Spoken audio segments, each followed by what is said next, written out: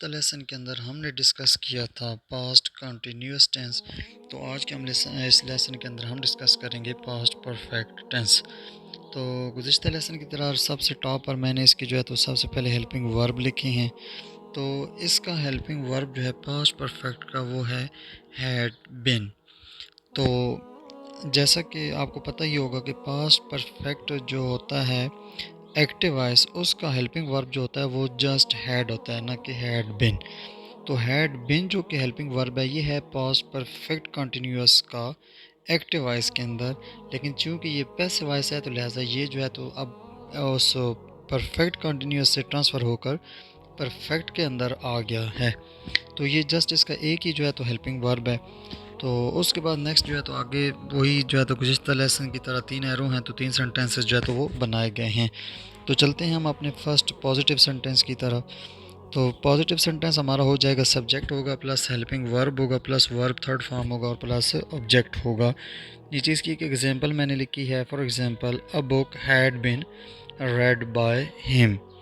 तो उसके बाद सेकंड सेंटेंस मैंने इसका लिखा है जी नेगेटिव सेंटेंस। तो नेगेटिव सेंटेंस में तकरीबन 12 दफ़ा ये बात रिपीट कर चुका हूँ कि नेगेटिव सेंटेंस बनाने का और इंट्रोगेटिव बनाने का रूल सेम ही है तमाम जो टेंसेस के अंदर, कि we use not after helping verb if in helping verb there are more than one words we use not after first word.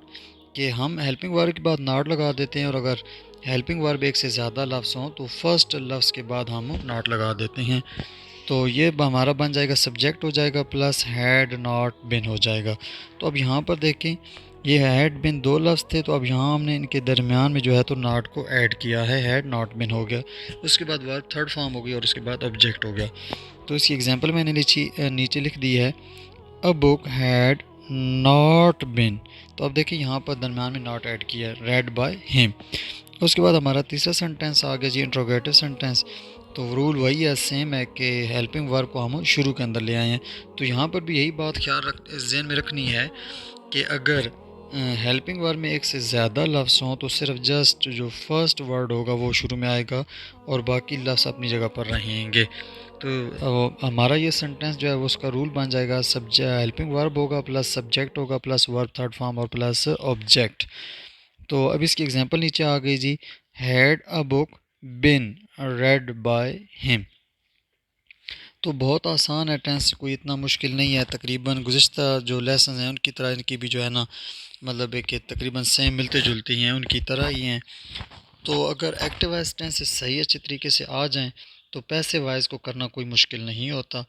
तो नेक्स्ट जो है लेसन के अंदर हम इसकी करेंगे एक छोटी सी एक्सरसाइज। तो इंशाल्लाह उम्मीद है कि practice makes a man perfect, तो उससे हमें ये टेंस अच्छी तरह से आ जाएगा। तो मिलते हैं नेक्स्ट लेसन में इसकी छोटी सी एक्सरसाइज के साथ, तब तक के लिए इजाज़त, अल्लाह हाफिज़।